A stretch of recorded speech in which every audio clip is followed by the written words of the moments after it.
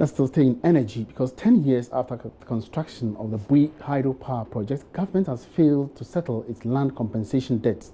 In 2017 alone, the power plant made over $300 million in profits, but no payments were made for land compensation by government. Udila Ntiamwa in this feature tells the story behind the power projects.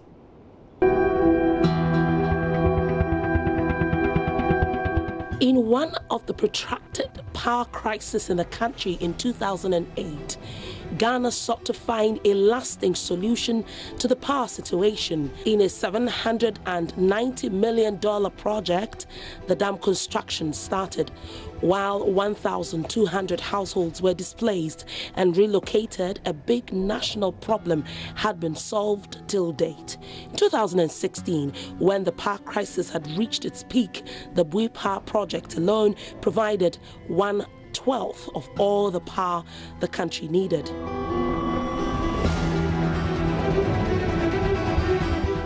A month or two ago, I knew we had a problem with the Ghana gas, supply, and I started compressor had a problem. So we're calling to be running, and we've been running continuously. And the thing is, we don't just run. The system control, that is a department under Gridco, they will call us, look, because they have a broader view of the system. Depending on what is happening in the system, they call us and we run. Maybe there's a shortfall, they expect a generation from another power plant, it's not coming, they will just call us to run. So that is why we've been running almost 3 units continuously for the past over 2 months. It is Ghana's only vast producing plant to improve upon voltage when power is sent to the 3 northern regions. Since the construction of this particular dam, we want to really find out how this has gone down with communities that were relocated. Exactly what is going on with these communities? How has the construction or installation affected their livelihoods, either business, either education, and indeed anything that they do? That's what we're out here to find out. Resettled communities and the impact of the creation of this dam.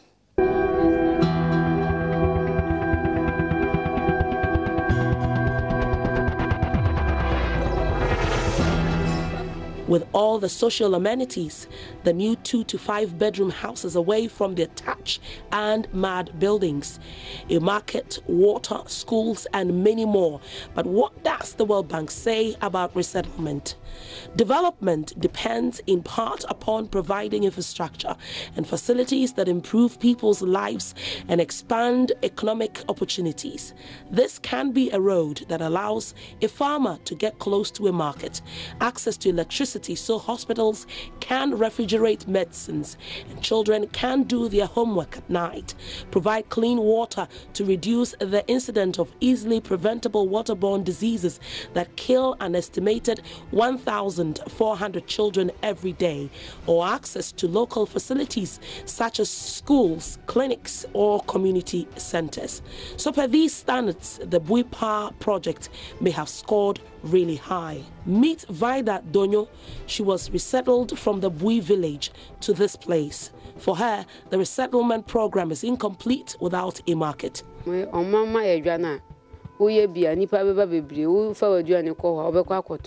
Her cousin in the next house say livelihood programs have been pathetic. It's not good enough to provide houses without avenues of jobs. So when I put the question to the first CEO in 2008 and CEO again in 2018, Alfred Owari, he admitted the livelihood program is long overdue. And first, the emphasis and attention has been the construction of the dam itself. Having finished that, make sure that we're able to dispatch, maintain the equipment, and continue to work to generate the kind of revenue we need for the repayment of the loan. That has been the focus. Having done that for a number of years, 5 years, our attention now is still to make sure that we maintain the plant properly and continue with the dispatch, but also pay equal attention to the affected people, the project affected people, because they constitute a very significant part of the project itself. You're right, having provided the accommodation is not the end of the story. They need to be empowered to take care of themselves, not we feeding them. And so some studies have been made with their own participation to determine what kind of alternative livelihood programs can be instituted. The man who is on the ground daily, Wombela Salifu Arts, plans are however far advanced to salvage the situation. And so even before they were moved, we ensured they had new farmlands where they could cultivate and still had access to their old farmlands.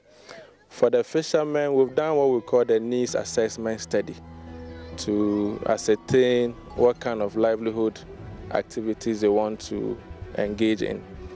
The fishermen have selected fish ponds. And as I speak to you now, we've started implementing that. I'm sure by the end of first quarter next year, the first batch of beneficiaries will start benefiting from the fish ponds. So we are dealing with the livelihood issue. Others have chosen skills training. That is supposed to start early next year. To Esther, everything about the resettlement is wrong. So I asked if she would like to go back to the village, and the obvious answer was a no. Papa na de mo hu hwe. Da be hu papa bia wa ha. Nti mo pese mo san go back. Da be back in day and pese e be ko. But ejuma mo say ya pedjuma. Esther wants more, including advancing the current borehole to a pipe-borne water. Sinde, onde ukoya na wakosa. Ba we be pumping sa. Ayati pedia. Uso mana easier. I have come to the site of the BPA project, where treated water should be provided in a matter of days.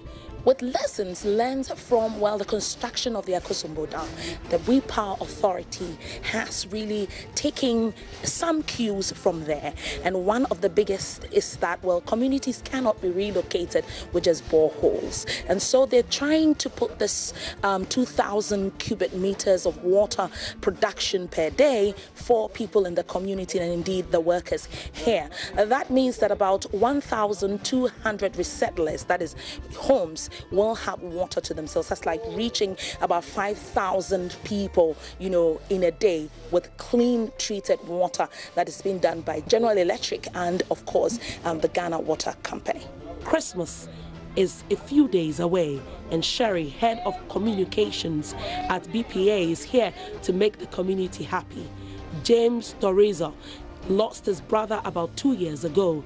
These gifts from BPA are a lifesaver, but like Oliver Twist, he wants more. And what they say, a beautiful, but then funny say, they might.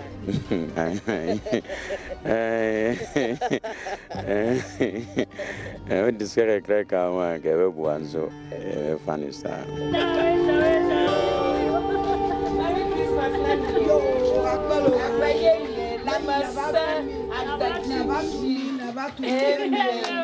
Leaders in the community have met to deliberate on where to locate a market. Tensions are a bit high, not only because of the market, but the fact that compensations for lands have not been paid.